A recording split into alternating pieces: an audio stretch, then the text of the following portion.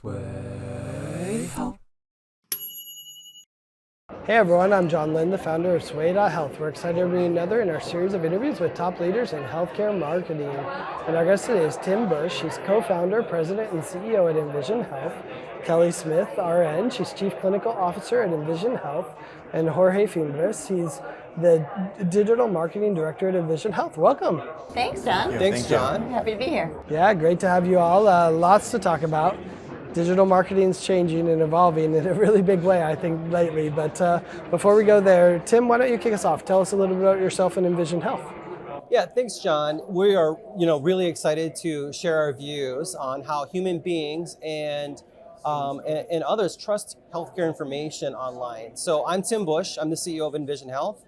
We're going to share a few different perspectives today. So I've typically been the head of marketing for a division of IBM, J&J, and a specialty hospital called Barracks Clinics. I'm joined by my co-founder, Kelley Smith, the now famous nurse turned marketer, and It's rare. That's a rare commodity. it is. It really truly is. And Jorge Fimbres, who leads Envision Health's digital marketing initiatives. Kelley has an RN. She is a nurse. She is a master's in public health. She's worked for 5 different hospitals. She helped manage clinical data for GM through EDS. Jorge joins us from Omnicom, one of the largest advertising conglomerates, and he was heading up digital initiatives for one of their largest digital agencies. So he has specialized expertise in AI and SEO, which is transforming into GEO, and innovation, and ROI analytics that actually make sense to humans. Well, let's start right there, and maybe Kelley, you could kick us off. Like, what's happening with search, and why should leaders care? Well, back in the day, if you had an issue, you would call your doctor, right, and chat through with him or her, and come up with a diagnosis. These days, people rarely start there. They start with AI, Gen AI. The first thing I do is I look at ChatGPT. I'll admit it. And the problem with the Gen AIs is that you don't really always know where that information is coming from. So you could be looking for something on a drug you're supposed to be taking, and you could be looking up, it could pull up an old formulary that's out of date, could pick up a blog that really has no clinical meaning, or a Wikipedia article. So it's really, really important that you give information that is credible, reliable, and has a clinical source back to it. Yeah, absolutely. Anything else you'd add, Tim or Jorge?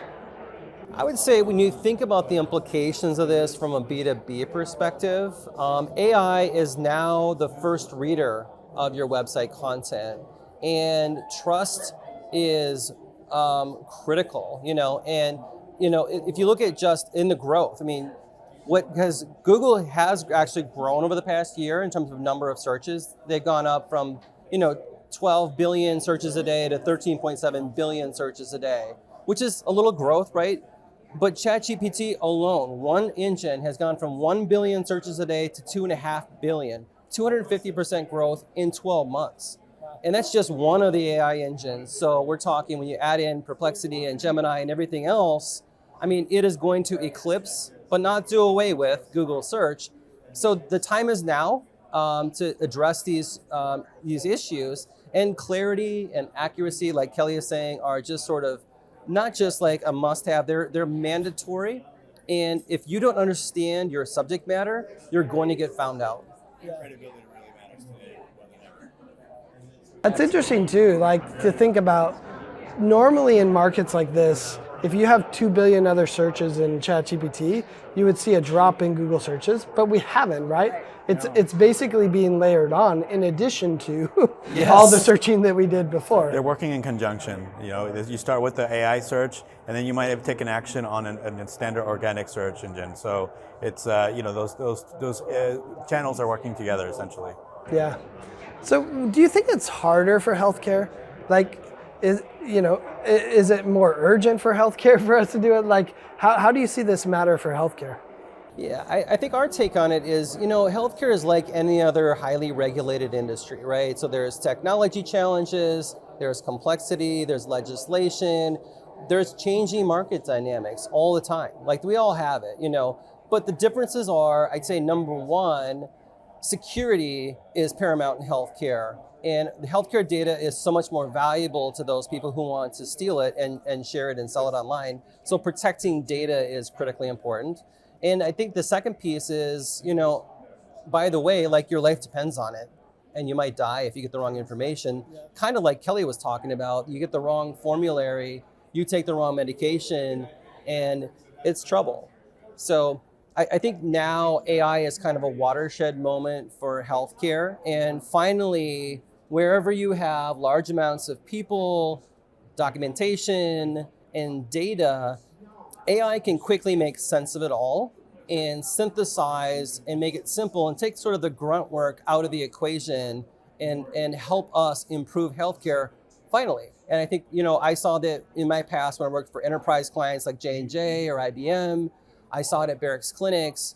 They just want clarity. They want some people who would go into for a surgery were fearful that for their life, and if you misled them, if you put marketing spin on complication rates, they'll never trust you again, And now with AI, information becomes more readily available.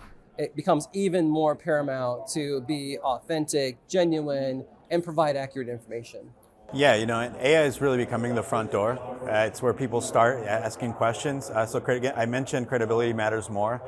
So it's about giving users the right answers at the right time, quickly, things that are easier to quote for the AI to provide those answers. And so it's about making things more clear, and ultimately it's about mitigating complexity.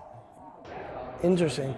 I think everyone really wants to be able to take advantage of this trend and to improve what the AI is doing. But what would you say, what does optimize for AI really mean? Yeah, it's about showing up when people ask AI for help, ask those tough questions. So be the answer that patients are asking AI a question about in content really that addresses those questions, not just like the old keyword sort of strategy that you had before. Interesting. So you need to focus on questions, not just keywords? Questions and solutions, providing users with real solutions, real answers, and ultimately providing them also with probably a next step as well, something that that they need to take action on, or if they want to take a deeper dive, they can do so as well, providing that experience. Interesting.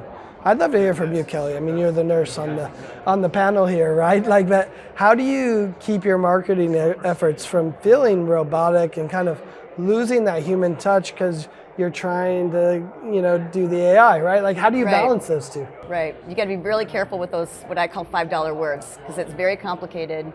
AI is in regular conversation, right? Like you're saying, ask a question, and AI is going to pick up on that question and give you the correct answer. I think that it rewards content that's more human and feels authentic. That's why I keep saying this clinician in the loop idea is really, really important. You don't want to ask chat or any AI a question and have it come back with an answer like, well, based on your question, our multidisciplinary team will, transform based on evidence-based guidelines and, help you through the continuum of care. You want it to say, we understand, Kelley, here's your diagnosis. Here are some things that you should be considering. Here are some next steps. Here's what to ask your doctor about. Here's what to be prepared for if you go into the hospital. All those questions that you have all fears about, you want it to feel personal towards you, not robotic, and not a website that's geared towards compliance or legal, mumbo jumbo. Interesting. You could actually use AI to assess that as well. Yeah, right. Exactly. You could say, you're AI, right. Is this at a third grade level? Right. Or, what can I take out? That's really interesting. Well, and B2B buyers are human beings too, and they also have fears. Some of them are fearing the competition. Some of them are fearing losing their jobs, and being replaced, So speaking to those audiences as well as in an authentic way, like Kelley is saying, providing real stories and understanding what it's like to be in their shoes is so important today. Yeah. Where should teams start, right? I mean, there's so many people pontificating what should they do. Yeah. I'd love to hear what you guys think. Where should they start with their efforts? Well, we always start with strategy, and we tell our clients, let's get the strategy right before you spend a nickel on marketing or PR. And strategy is a process of prioritization. So as it relates to AI, AI is disruptive. Let's face it. Everyone will eventually have to rethink their online presence, how they go to market, how they show up. But the problem is you can't do everything all at once, and we don't have all the answers today. So you need to start with projects that have a clear objective and goals, and then defined outcomes, at least the hypothesis. So it's a process of have some informed partners, find the low-hanging fruit first, but you have to get started, just get started. Yeah, and I think more than ever before, we really need to understand our audiences. We need to tap into data. Our discovery process is really important. Find out what it is that people want to answers for. What are they asking? What are the topics they care about? Where are the pain points? Things like that. Those are more important than ever before. So I think that's the other place where you should be starting. Yeah, I love that. I think it's interesting. You all decided to eat your own dog food, as they say, right? You decided to start with your own site. Why did you decide to rebuild your own site? Yeah, it's a good question. We didn't have to, right? Our old website was working just fine. Our SEO was effective. But like we talked about, having clear objectives and defined outcomes. For us, we had 4 things we wanted to accomplish. One was, you talk about eat your own dog food. We felt like in order to credibly present to our clients that we know how to optimize your website for GEO and the generative engines of today and tomorrow, we better be doing it ourselves first, and we better have some results to share with our clients about how it's impacted the quality and volume of searches coming to our website, and it has already in 2 weeks. So I think that's a good news story. The goal number 2 was we recently expanded into direct-to-consumer from just B2B, and this is about 2 years ago, and it's a growing part of our portfolio.